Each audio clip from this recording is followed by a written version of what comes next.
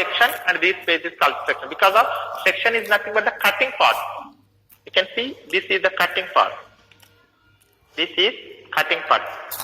We are cutting at this particular point. This is the cutting portion and this is also called as a cutting portion. The cutting portion is represented with the section in our so sectional views are there in our second semester as a one unit for us. So not only after completion of a projection of solid, then we will entering into the to draw the projection of solid, projection of a sectional views, projection drawings of a sectional views, that we have a separate that one. And if you see some different objects, this is called as a, how is the base of this one? In circular shape. So there is no any edges, any isosceles triangle, so it will be look like this one also. It is called as a cone. What is that? Cone. It is also a solid. And if the base is in circular shape and the top face is in circular shape, so there are no edges. But when we are doing the engineering drawing projection, we are making some imaginary lines to join the circumference of a base circle, which may be either in the corner. This is called as a cylinder. Cylinder has, all are solids only. This cylinder has base circle and a top face circle. Both are it is having. But in the case of cone, only base is in circular shape.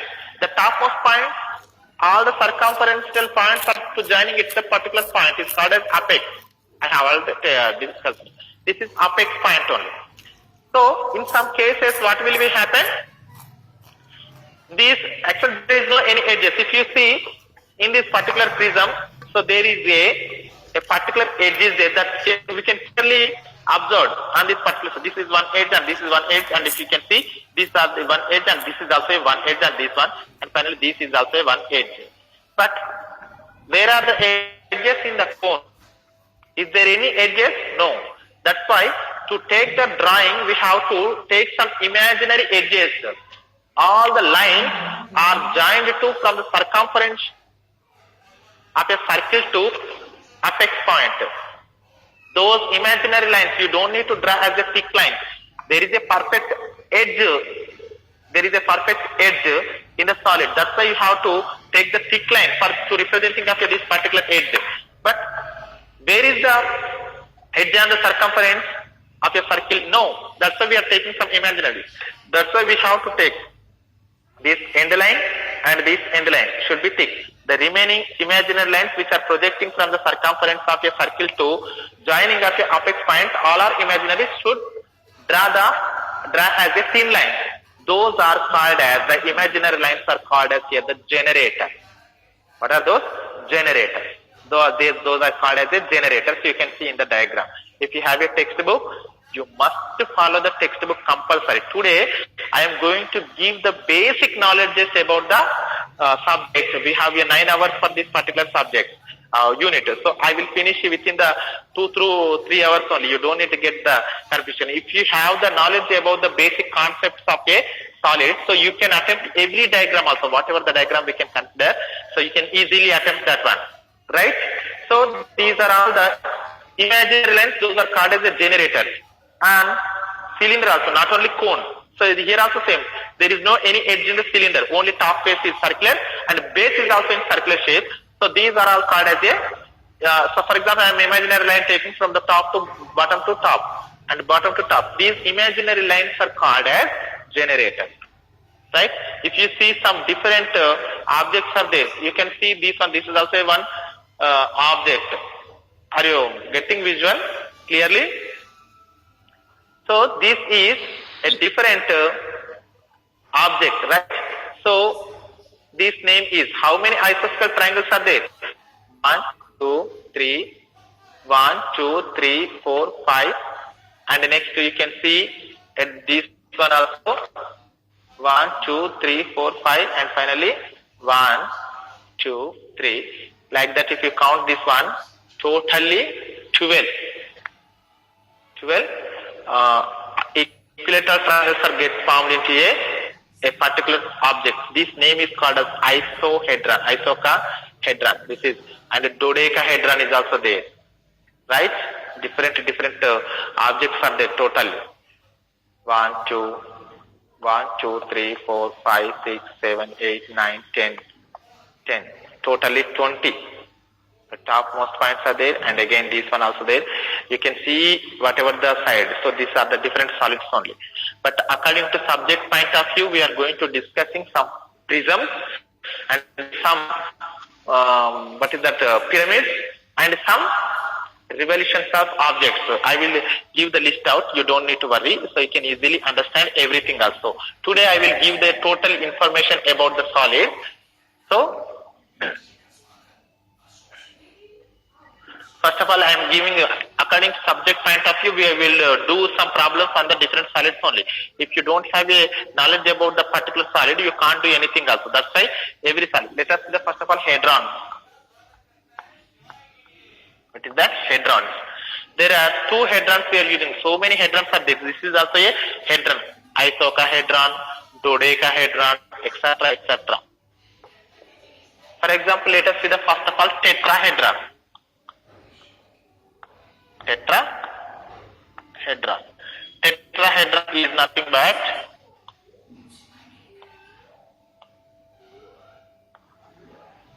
this one. I have already shown you this one.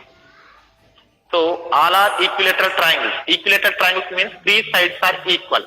For example, this distance is given 30 mm, and this distance is also 30 mm, this distance is also 30 mm, and this distance is also 30 mm, this distance also 30 mm, this distance also 30 mm, and here also 30.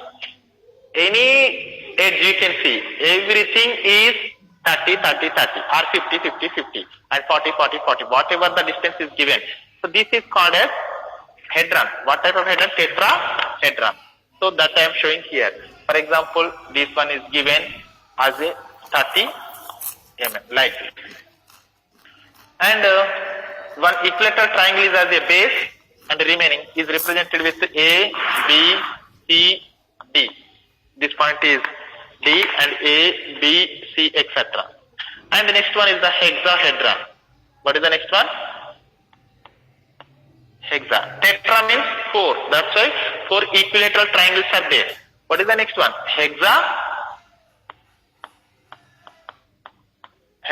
is there. Hexahedron means, hexa means hexagonal. How many edges are there in the hexagon? 6. 6. Good. 6. That's why hexahedron.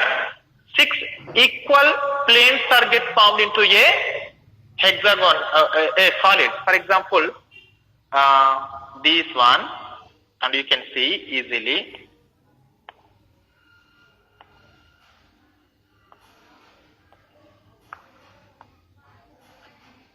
This is called as a hexahedron. For example, the bottom ones are represented with A, B, C, D. And top ones are the same, represented with 1, 2, 3, 4. For example, one of the side is given 20 mm. One of the side is given 20 mm. Remaining all sides are 20, 20, 20, like tetrahedron. I have explained about the tetrahedron. In that the same manner, every edge is represented with 20 mm. So one is bottom square, and the top face is also square, and side ones are also square. How many totally faces are there? One is bottom, another is top. 1, 2, 3, 4. 4 sides, and one is top and another one is the bottom. Totally 6 sides are there. 6 sides. That's why it is called as a hexahedron. The hexahedron has a specified name. Here the 4 equilateral triangles are get formed into a tetrahedron. Here 6 square planes are formed into a hexahedron. 6 equal square planes formed into a hexahedron. The hexahedron is also having one another name. It is called as a cube. It has a special name, cube. So you can turn here and you can turn here, you can turn here. No one is the base and no one is the top face, because of all our equal faces are there in the cube. Cube, which may be called as a hedron. What type of a hexahedron? Or you can see icosahedron and dodecahedron, etc. Different equilateral triangles and equilateral hexagonals, like a football. Footballs, sir, you can see. So some itle untayi kada meer chudaniki. So they are showing like that in the same manner. So footballs also. It is also a dodecahedron. So 36 pentagonal planes are formed into a football. So in the different terms. Now hadrons are completed. So according to our subject point of view, tomorrow we are going to learn some projection of a points of a hadrons like a sphere or tetrahedron. So whatever these things, so these one or this one, these both are can be considered in the subject point of view. That's why you must have an idea about the tetrahedron and as well as the hexahedron or cube. So these are the hadrons. Okay, you don't need to see more than. He will not ask any questions from the icosahedron and dodecahedron, etc. So he will not ask any questions on this particular solids. He will ask only if he wants to ask any questions from the hadrons. Only he will give the either tetrahedron or hexahedron. Enough. That's why you must learn about these two things only. So let us see the prisms. These are the hadrons. Let us see the prisms.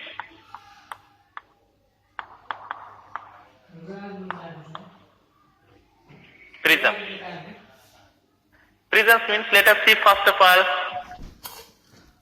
what is this? What is the shape of a base or top face? It is in Square shape. sphere shape. That's why it is called as a sphere prism.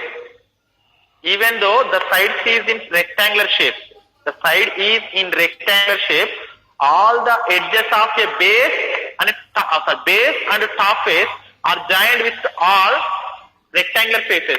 In the case of prisms, all the top and bottom faces are joined with rectangular faces. That's why it is called as a prism, right? The base, depending upon the shape of a base, it is called as the name. For example, if it is in a square shape, square prism. If it is in a pentagonal shape, pentagonal prism.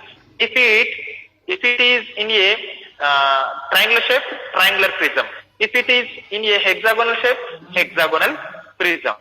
So now I will give the example of this particular prism, then I will give some other examples. First of all, let us draw this is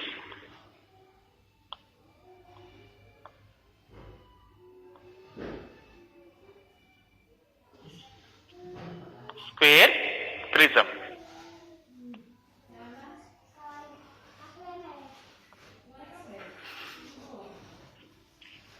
This is a square prism, so I am showing this diagram. Don't need to get confusion.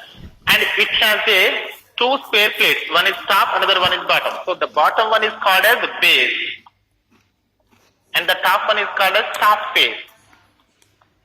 Bottom face is also called as base. The top face is also called as the top face or simply face. Okay, and this is called as base edge.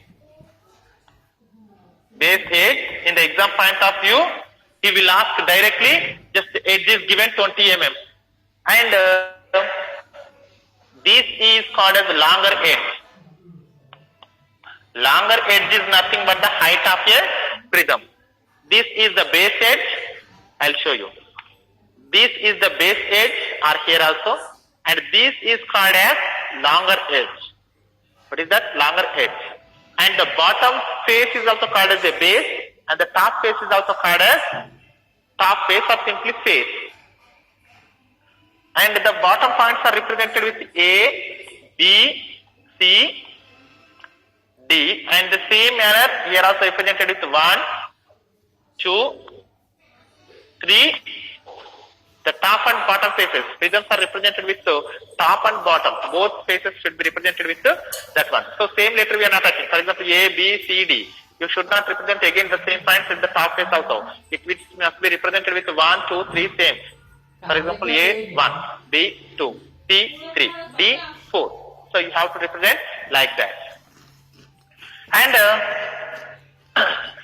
this is called, this is face and this is rectangular face.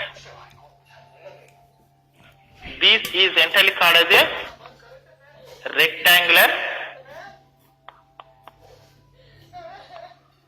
rectangular face, and this is called as a longer edge. Longer, I have taken here the longer edge. And the bottom, at the middle of this particular bottom point is represented with O. The middle of this one is represented with O, and at the middle point of the top face is represented with O1.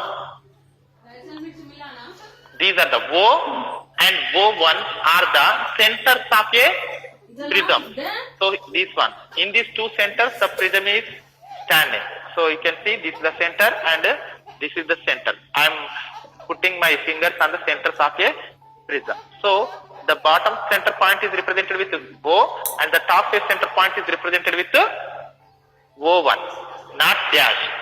So the bottom and center top both are represented with the long dashed dotted narrow line. Long dashed dotted narrow line. From O to O1, a line is indicated long dashed dot, long dashed dot, long dashed dot, like this. So such type of lines are represented center line.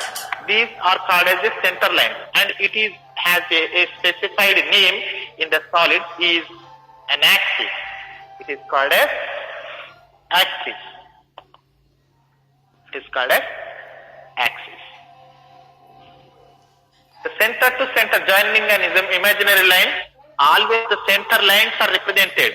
So when you are starting stages in the first semester, the different lines we are using, which one is the wide line, which is the continuous thin line, and which one is the dashed line, which one is the long dashed dotted narrow line, and which one is the long dashed dotted wide line, and which one is the chain cut line, and which one is the continuous thick line.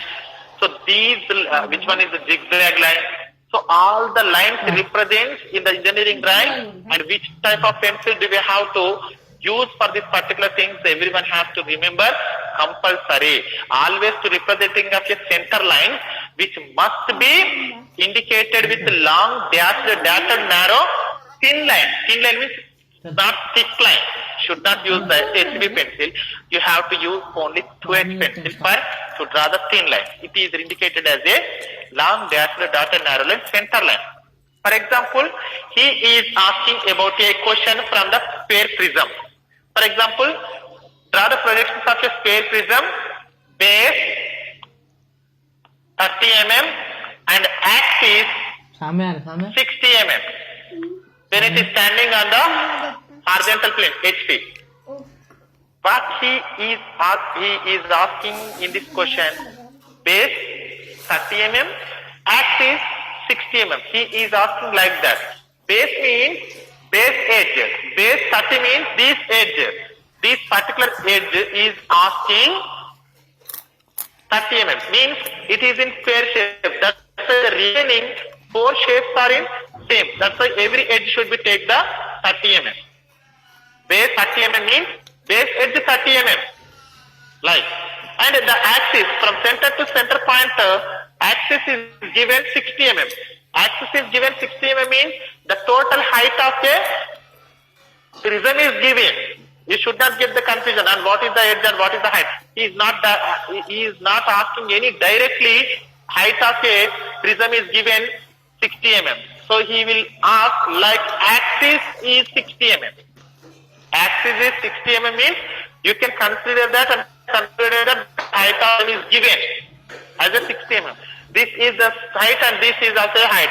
So the axis is this one. Axis 60 mm means the total height of a prism is given 60 mm. And let us see some other prisms. There are some other prisms are also there. So this is a sphere prism. And let us see the triangular prism. Let us see triangular prism. Triangular prism is nothing but the base is in triangular shape. The base is in triangular shape. And 3 triangular edges are joined to form into a triangular prism. And this is the base and this is the top face, this is the longer edge, this is the rectangular face. And from the center to center, joining long dash dot and narrow line is nothing but triangular prism. Again, you have to represent A, B, C, O and O1 and 1, 2, 3. So we have to indicate it like that also, triangular prism. And the next, pentagonal prism. Pentagonal prism means it is in pentagonal shape, like that.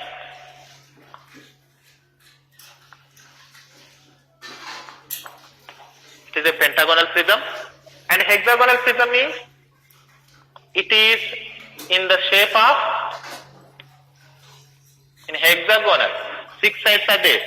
And again, the top face are also nothing but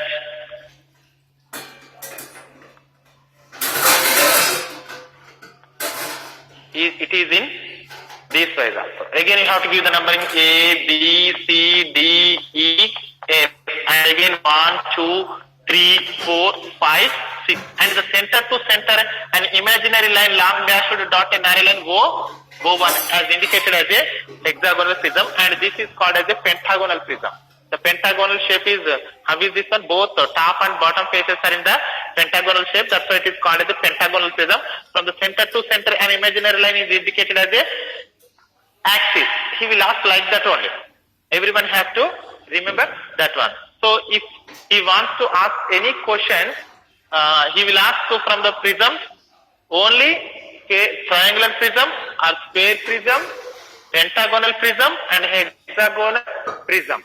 Depending upon the shape of the bottom is indicated as a specified name, that is pentagonal prism and hexagonal prism and etc. etc. So remaining, my dear students, the remaining one is the pyramids. Tomorrow we are going to discussing about the pyramids and revolutions of solids. Pyramids and again square pyramid, triangular pyramid, hexagonal pyramid and pentagonal pyramid. And revolutions of solids means cylinder and cone. So I will give the small information about that particular solid, then we will entering into the subject side. So these are also situated in the case of same. What is that?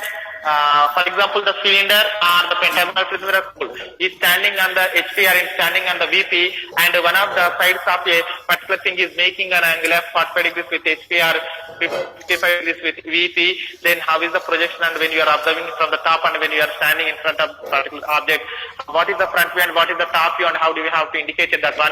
Everything we have to draw like planes, straight lines, points. But it will become very easy if we have basic knowledge about the projections of your straight lines and planes and points. So you don't need to get the confusion, and if you don't have the basic knowledge, if it is possible to draw the projections of all the objects easily by following up my instructions step by step carefully. If you are truly interested in it, you can easily attempt that one. If you are getting the fear, so you can't do anything in the future also. And from my side, I am giving the best suggestion for all the students. Everyone has to maintain the textbook compulsory engineering drawing. A textbook is mandatory because of it gives so much information about the diagram.